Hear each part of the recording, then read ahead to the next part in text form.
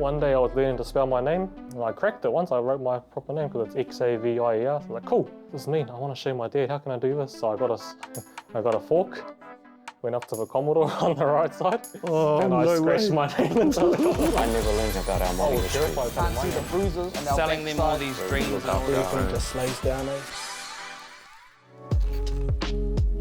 Nan passed away last year. Oh, eh? Yeah, after I'd finished my training, so yeah, it was hard, but yeah, Pop's still there. She wanted to be buried in Waitangi, so we had her. She's at the cemetery up there. Oh, yeah. Pop, he goes up on his lawnmower every week or so, and it's like split. So there's where she is and all the other ones, and then halfway on the other side, so he only mows our half on that half, he leaves the rest of them to walk. I was like, Pop, you can't just do one half, you gotta do the whole thing. Yeah. Very silent. So, to be with them, I mean, they gave up so much of their life raising me, and I feel like a small part of what I can repay back to them is just spending time with them. And just showing that I'm still here. I mean, love you for raising me, and now it's my turn to help look after you. So back in 2014, I went with my other nan. Yeah. We went and spent about 2 months over in Europe. What was that for? So at that time, it was the 70th commemoration for the Battle of Monte Cassino, and it's where my great-great-grandfather, Sir James Hinari, went to with the 28th Māori Battalion. They went there and they were tasked with trying to storm it.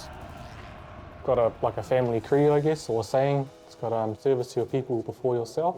Nice. And I guess with my great-great-grandfather being in the Māori Battalion back in World War II, he kind of brought that up and he's lived up to that. So I'm hoping with what I do in my mahi, I can kind of live up to that saying, that creed. Yeah. And just really pass it on to, I guess, my boy as well. And I guess in a way it all comes back to what my grandparents always taught me, is just being respectful and being kind to people. The main thing in regards to my mahi and stuff is it's allowed me to kind of not have a bias on people. There is a stereotype that some people have on some people, on other people. I guess it's just treat someone as you would if you were talking to your own family members, your own whānau. I guess that's a good way to put it. My main thing is just ensuring that my son's loved, really, and they're looked after. He's always a happy boy. He's a tutu boy, but I know that he's well loved by me and my partner. She does an amazing job with him. When I had my boy, when my partner was pregnant, I was terrified of telling my nan.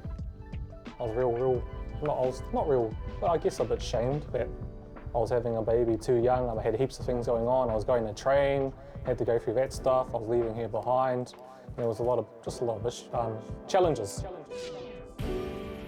I've got my boy now. I'm 24. I'm doing my mahi, loving my life at the moment, and it's under 30. So there is some truth, I guess, to the fact that you get tied down a little bit, but I mean, it doesn't have to affect the rest of your real, life. yeah. As soon as my boy came out, it's all worth it. Yeah. It was all worth it.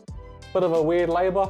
He came out, he wasn't breathing properly. Oh, yeah. So that my auntie jumped in, cut it straight away, got the nurse in, and got him screaming. Yeah. So he was all good after that. I mean, my missus, she bled out quite a bit, but she didn't actually get a chance to hold my boy until maybe an hour or two after. And I had that opportunity to have skin to skin with my boy for the first 2 hours. Yeah, all 4 of mine I delivered.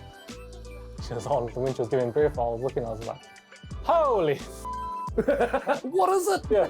Yeah, special moments, eh? That first time baby's coming in. Yeah. Growing up, I mean, I still love my mum and dad, but I was predominantly raised by my grandparents on both sides. They're proud of me of what I am now, what I've accomplished in life. Yeah, so I like saying I was raised by a village. And I guess that kind of goes back to how we used to be back in the day. I mean, everyone had a hand in raising tamariki in the pa. Yeah. We were everyone's child, really. What's something that you do to ground yourself to come back to being dad then? It's kind of hard. It really is hard to do, so that's one of the big things that I sometimes struggle with. It's kind of switching off. Yeah. So in my mahi, they call it's a job, but it sometimes turns into your life.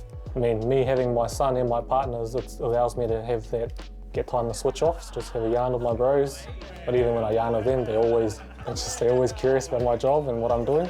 So it's always popping back up in places, but it's just having that mentality just to switch off. Yeah. Switch off. It means a lot more to me working up here. I mean, working with my whānau, with my communities. This is where I'm from. My goal is to help this place. It's a lot more special to me being able to come here and do my job here in the Mid-North. We've got a lot of young fellas. Knowing who you are can kind of, how do I put it in? Gives you a bit of grounding and a sense of your own tūranga waiwai, Yeah. I'd say. Yeah.